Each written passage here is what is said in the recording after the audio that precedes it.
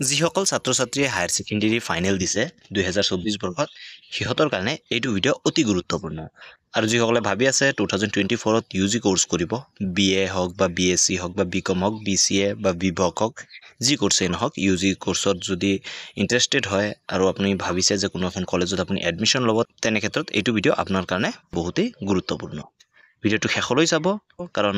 কেইটামান গুৰুত্বপূৰ্ণ কথা আছে যিবিলাক আপোনাৰ কাৰণে অতি প্ৰয়োজনীয় আপুনি যদি ইউজি কোৰ্স কৰিম বুলি ভাবিছে তেনে ক্ষেত্ৰত সমৰ্থ পৰ্টেলৰ অবিহনে আপুনি ইউজি কোৰ্স কৰিব নোৱাৰে বা আপুনি এডমিশন ল'ব নোৱাৰে সেইকাৰণে আপুনি বিএসসি হওক বিএ হওক বিকমে হওক যদি আপুনি এডমিশন ল'ম বুলি ভাবিছে সমৰ্থ পৰ্টেলৰ থ্ৰু দিয়ে আপোনাৰ এডমিশনটো ল'ব লাগিব আৰু সমৰ্থ পৰ্টেলৰ লেটেষ্ট নটিফিকেশন মতে আপুনি চাব পাৰে স্ক্ৰিনত মই আপোনালোকক দেখুৱাইছো হায়াৰ এডুকেশন ডিপাৰ্টমেন্টে এটা নোটিছ জাৰি কৰিছে Notification to লিখিছে in the larger interest of the students, the Government of Assam in Higher Education Department is pleased to notify that all UG admissions 4-year or 5 years integrated programs for academic session 2024-2025 across state universities, autonomous college, govt, provincialized PDUAM, govt model private colleges will be provisioned through the Assam Higher Education Admission Portal. Yet link to the dise assamadmission.samad.ac.in এই পোৰ্টালৰ জৰিয়তে আপুনি যিকোনো কলেজতে UG কোৰ্সৰ কাৰণে যিকোনো UG কোৰ্সৰ কাৰণে যদি আপুনি এপ্লাই কৰে তেনে ক্ষেত্ৰত আপোনাৰ এই পোৰ্টালৰ থ্ৰু দিয়ে এডমিশনটো ল'ব লাগিব তাৰপিছত কৈছে the admission portal will be open for registration of students detail on 3rd April 2024 and for giving program preference after declaration of 12th board exam মানে আপোনাৰ যেটো ৰেজিষ্ট্ৰেচন হয় এটো পোৰ্টালত হেতু আপোনালোকে এতিয়াই কৰি ল'ব পাৰিব 3rd এপ্ৰিলৰ পৰা আপুনি নিজকে ৰেজিষ্ট্ৰেচন কৰি ল'ব পাৰিব আৰু যদি আপোনালোকে নাজানে যে ৰেজিষ্ট্ৰেচন কেনেকৈ কৰিব লাগে মই ডেফিনেটলি আপোনালোকৰ কাৰণে এটা ভিডিঅ' দিম আপোনালোকে গৈ মোৰ চেনেলত চেক আউট কৰিব পাৰে আৰু যদি আপুনি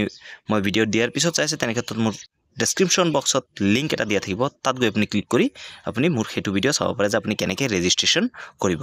আৰু ৰেজিষ্ট্ৰেচনটো আপুনি কিয় কৰি থব কাৰণ পিছলৈ গৈ হয়তো সাৰ্ভাৰৰ প্ৰবলেম হ'ব পাৰে বা টেকনিক্যাল এৰৰত আহি যাব পাৰে সেই কাৰণে আপোনালোকে এই ৰেজিষ্ট্ৰেচন প্ৰসেসটো আগতীয়াকে কৰি থব আৰু ৰেজিষ্ট্ৰেচনটো কৰি লোৱাৰ পিছত 12ৰ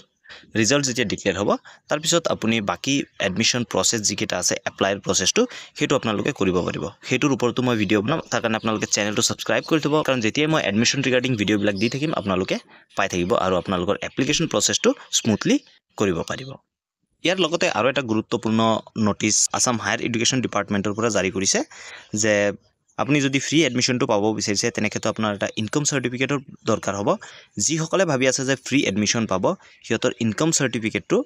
সাৰ্কেল অফিচাৰৰ পৰা ইস্যুড হ'ব লাগিব যি সকলৰ নাই আপোনালোকে ততালিকে গৈ সাৰ্কেল অফিচত খবৰ কৰক আৰু আপোনালোকৰ ইনকাম সাৰ্টিফিকেটটো সোনকালে বনাই লওক আৰু সেই ইনকাম সাৰ্টিফিকেটটো সাৰ্কেল অফিচাৰে সাইন কৰা হ'ব লাগিব তো হেতুৱে এই নোটিছটোত কৈছে যিসকলে ভাবিছে যে পেইড এডমিশন ল'ব সিহঁতৰ কাৰণে এটো প্ৰযোজ্য নহয় কিন্তু যিসকলে ভাবিছে যে ফ্ৰী এডমিশন ল'ম সিহঁতে সাৰ্কেল অফিচাৰৰ পৰাহে ইনকাম সাৰ্টিফিকেটটো ল'ব লাগিব সেইকাৰণে আপুনি আপোনাৰ নিকটতম সাৰ্কেল অফিচত গৈ আপোনালোকে এতিয়াই ইনকাম সাৰ্টিফিকেটটো বনাই থওক এই ভিডিঅ'ত এই দুটা ইনফৰমেশনে আপোনালোকক দিবলগীয়া আছিল যদি ভিডিঅ'টো ভাল লাগিল প্লিজ লাইক এটা কৰি দিব চেনেলত নতুনলে সাবস্ক্ৰাইব কৰি দিব লগতে বেল আইকনো দবাই দিব ধন্যবাদ জয় অসম